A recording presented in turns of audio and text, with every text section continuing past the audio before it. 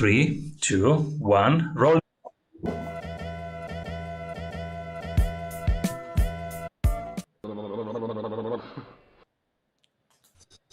Welcome back, everybody. I'm Simon Severino, your host, and today we explore how to separate your firm from the competitive pack with, welcome everybody, Ken Lizotte. Nice to see you, Simon. Thank you. Good to see you. Good to be here. Ken, what are you currently creating? Well, I'm currently working on a new book of my own. I've done 8 books of my own, in addition to helping other people get their own books published. But I'm currently working on one that is loosely called Business Lessons of Henry David Thoreau.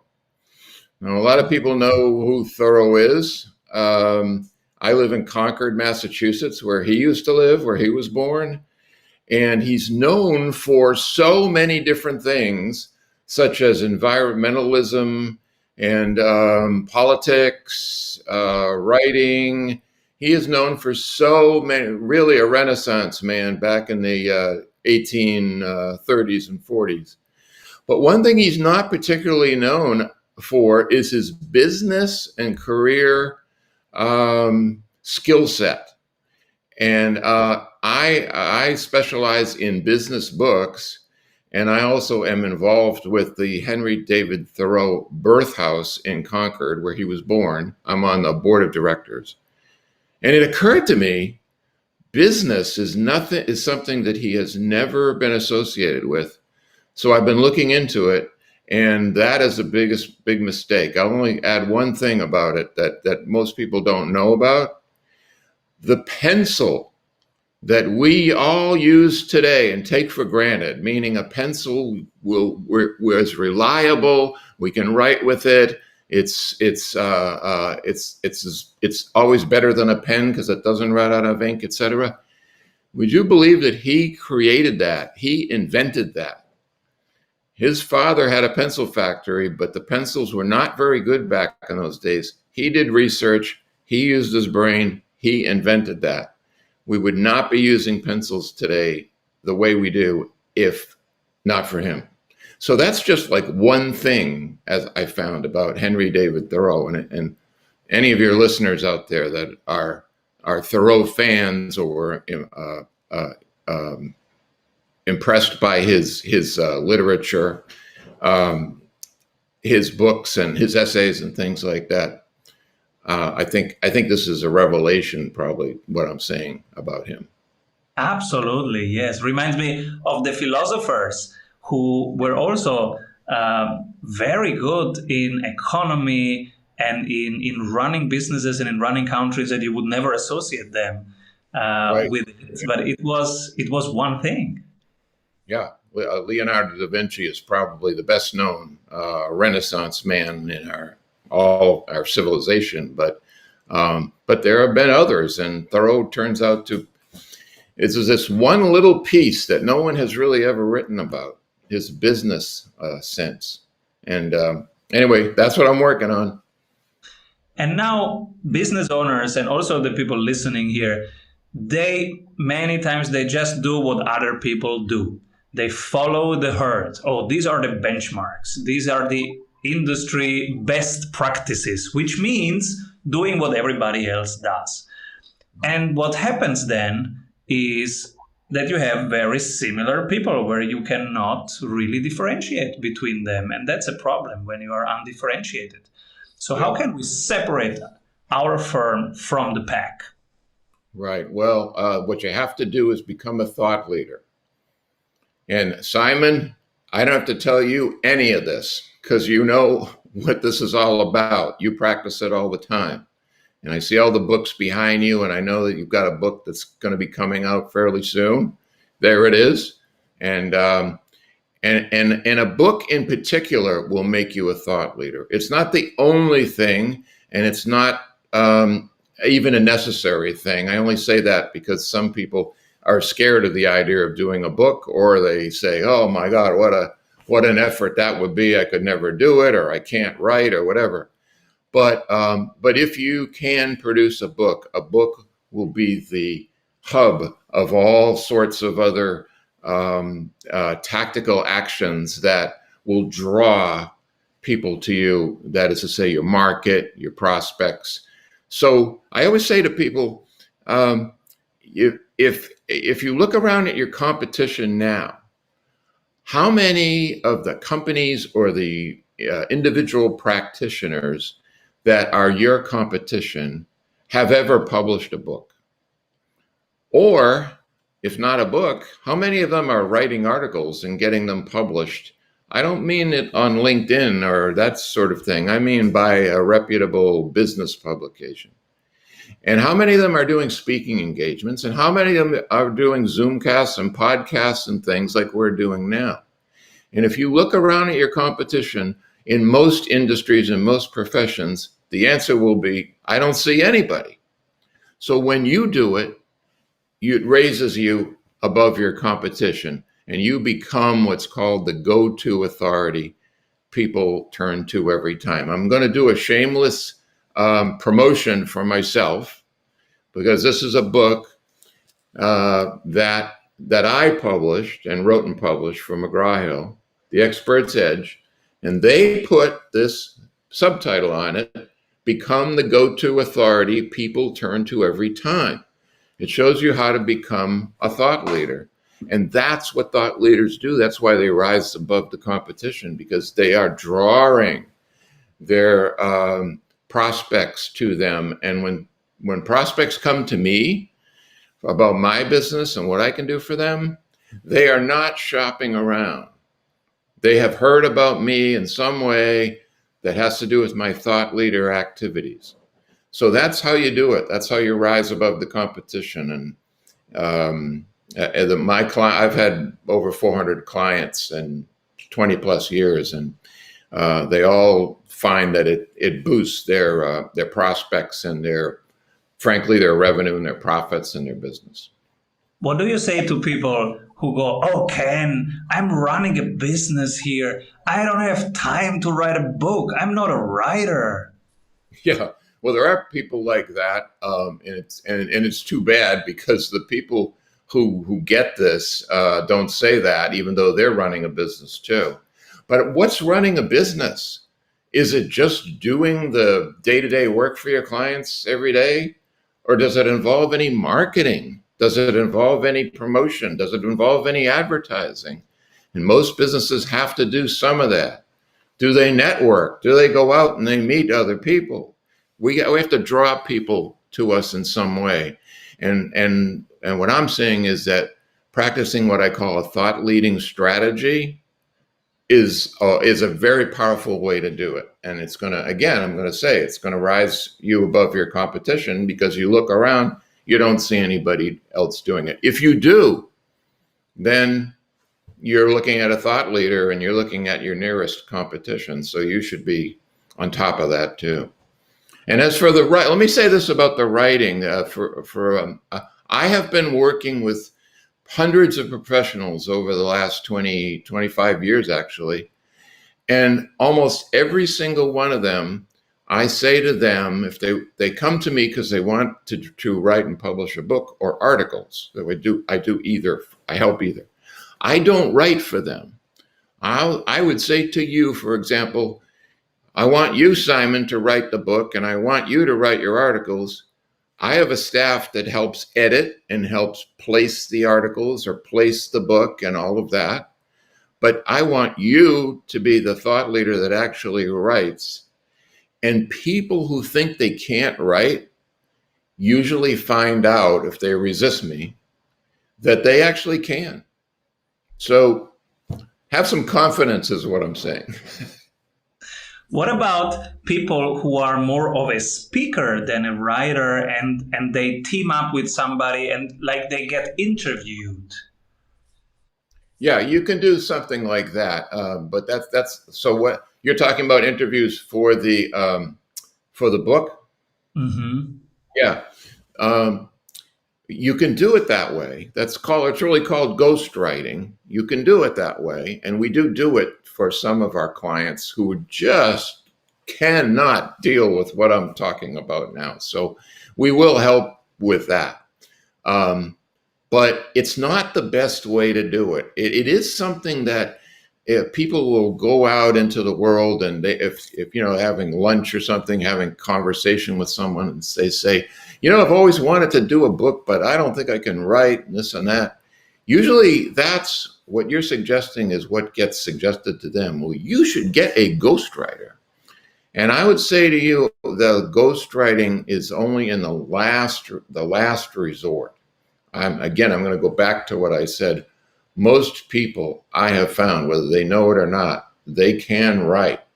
What you need is not a ghostwriter, but an editor. And I'm saying this as somebody who in my early career, I was a ghostwriter. So I know what it's like. And sometimes you're successful when you're a ghostwriter and sometimes you're not. And the book is successful or not. So anyway, I just would say that that is a way to do it, but it should be a last resort. The last objection. Yeah, but there are so many books out there. Everybody's writing a book in the pandemic, so the world doesn't need a book. The world will not even see my book. Can you walk us through an example, somebody that you worked with that had business impact out of it? Well, I mean, the first thing is the important thing about a book for a business person to become a thought leader is that they have a book. It doesn't matter that much if the book sells or if the book is the only one of its kind. You become the go-to authority because you've been heard of because of your book. Might not have actually, somebody might not have actually read the book or purchased the book, but they've heard of it and it gives you some credibility. So that's what's important. But you mentioned speaking before, being a speaker. I always feel that when I see a speaker, even a very, very good one, if they don't have a book or they at least don't have an article handout that was article published, then there's something missing there. So again, it elevates you. And the importance of the book is also to help you get speaking engagements. So one of my clients, whose name is Deborah Lee James, she was the Secretary of the Air Force under President Barack Obama. She's only the second woman in American history who held a post like that. And she is a client of mine. And she wrote her book herself, and we had a major publisher for her. And she wrote her book and didn't know if she did a good job or not. And she gave it to me. And I said to her, did you really write this yourself? And she said, yes, I did. Well, she did a great job. She's a great example of somebody who did a great job. And as a result of that book, partly because she also had already a certain notoriety in shape. I mean, not terrific, but much more than most people. She had a lot of great contacts that would, when they heard about she had a book, they invited her to come and speak. So she would come and speak to 200, 300, 400 people in an audience, and everybody would buy the book. The event planner would buy the book for everybody in the audience. So that sells books, but it also gives people a chance to hear from her directly, the speaking, and see it all works together. So that's why I call thought leading strategies. Number one, publish your ideas. Number two, do speaking engagements. Number three, try to create what I call some fresh thinking. So you've got something original. Number four is working with the internet so that things like what we're doing right now, so that this augments the rest of your visibility. And number five, the more traditional publicity, such as getting interviewed by the New York Times or the local newspaper in your town or whatever it might be. And that's a thought leading strategy. You put all those together. Nobody near you in your business, in your industry, is going to come close. This is how we separate from the pack. And I'm curious, who do you pick for the strategy award after one word from our sponsors? Hey, if you like the tools, go grab them for free at strategysprints.com/tools. When everybody zigs, they are zagging. But from your perspective, they are doing the right thing. Who do you pick? I'll actually go with who I was just talking about, Deborah Lee James, because when you talk about zig and zagging, her book, get this, her book actually includes a success process that she created for herself over the years, and it's called the zigzag process.